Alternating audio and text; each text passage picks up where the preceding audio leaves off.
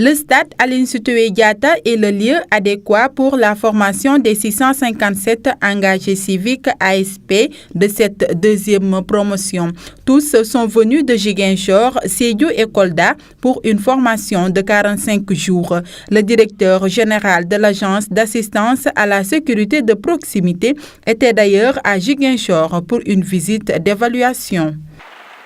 Nous sommes toujours dans le sillage des orientations de M. le Président de la République. Comme vous le savez, à Thiès, c'était sur notre concept de un ASP, un métier. L'ensemble des ASP du Sénégal aujourd'hui sont enrôlés dans des formations professionnelles prises en charge intégralement par l'agence. Quel que soit leur niveau, ils sont enrôlés. Même si ceux qui n'avaient pas de compétences, on leur donne un certificat de spécialité grâce à l'apport du ministère de la Formation professionnelle. La sécurité touristique et la sécurité alimentaire est le thème retenu à Ziguinchor.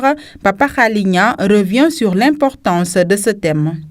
Au-delà des activités de sécurité, ils assurent en même temps une exploitation agricole pour devenir des entrepreneurs agricoles. Tout cela pour montrer que nous sommes en phase avec les politiques de développement de notre pays. De la même manière, la sécurité touristique, on va rapidement mettre en place une brigade touristique avec le ministère du Tourisme, parce que le tourisme constitue un secteur important de l'économie nationale. Désormais, sur le plan sanitaire, ces ASP et leurs familles vont bénéficier d'une prise en charge par l'agence. L'ensemble des ASP du Sénégal, à partir d'aujourd'hui, je pense, même de la formation, ils ont pris en charge médicament et pharmaceutiquement à 80% et l'ensemble de leur famille. Cette visite a été clôturée par un reboisement au sein du camp, une séance de démonstration technique self-défense et un défilé engagé civique de cette deuxième promotion.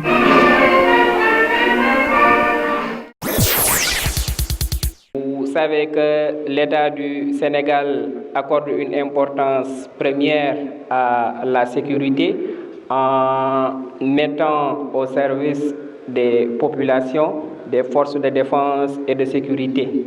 Mais assurer la sécurité n'est jamais suffisante. Et aujourd'hui, vous êtes enrôlés pour renforcer ce dispositif pour être plus proche des populations. Je voudrais rassurer le directeur général que nous avions déjà dans nos quartiers, dans nos cités, un dispositif avec les conseils de quartier qui pourront donc accueillir ces ASP, être en synergie et en étroite collaboration pour assurer nos cités, puisque depuis un certain moment, nous avions constaté vraiment une émergence de la délinquance dans les différents quartiers.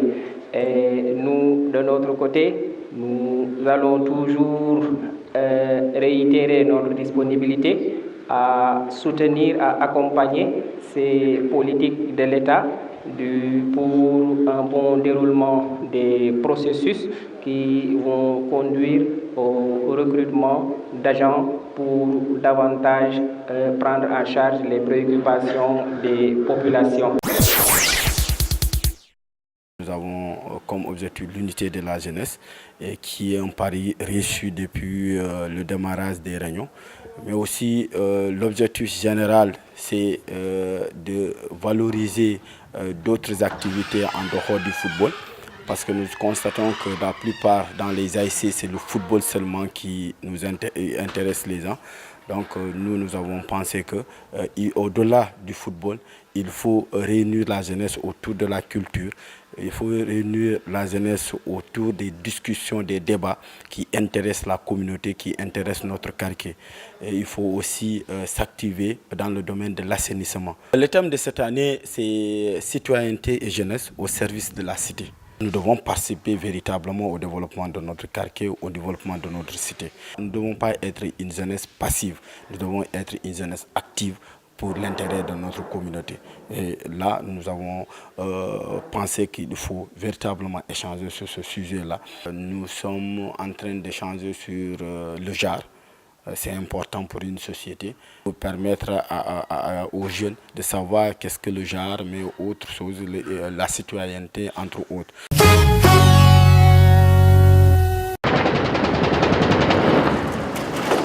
Ce n'est plus qu'une question de jours avant que les forces de sécurité irakiennes ne reprennent Mossoul. C'est ce qu'a affirmé ce jeudi un haut gradé de l'armée. Il espère chasser les djihadistes de l'État islamique avant le mois saint musulman du Ramadan, qui doit débuter le 26 mai. La bataille de Mossoul est entrée dans son 7e mois. Les civils continuent de fuir les combats par centaines, alors que l'armée irakienne assure contrôler 90% du territoire de la ville. Dans les quartiers libérés de Mossoul, la préoccupation des habitants, c'est de trouver de l'eau. La plupart des canalisations ont été détruites et les habitants, qui ne semblent pas attendre grand-chose de l'État, tentent eux-mêmes de les réparer. L'ONU a rouvert dans l'est de Mossoul une station de traitement de l'eau dans le cadre d'un programme qui prévoit d'en remettre 25 en état, le but étant d'approvisionner tous les quartiers repris d'ici 3 mois.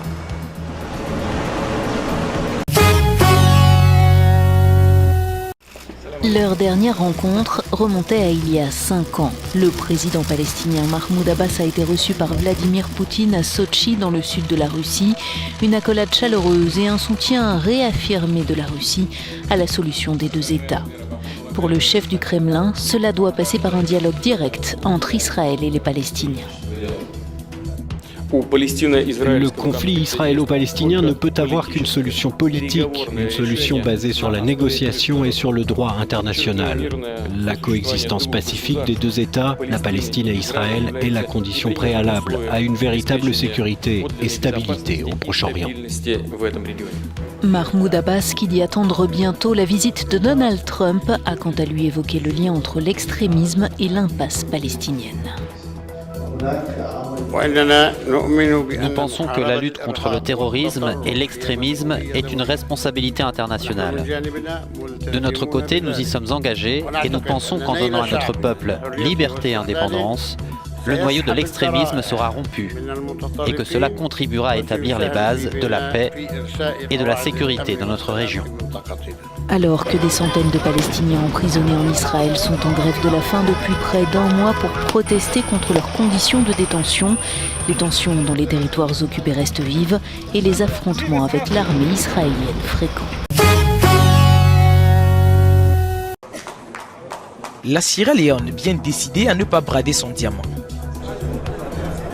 Le pays a renoncé à vendre la pierre précieuse sur son sol après des enchères décevantes.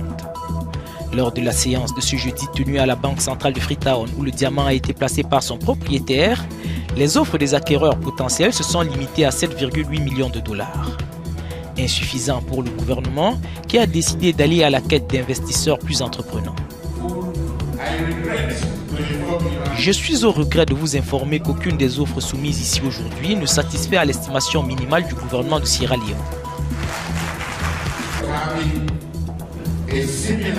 Nous allons tenir un exercice similaire sur l'une des places les plus reconnues du commerce de diamants, comme Anvers ou Tel Aviv.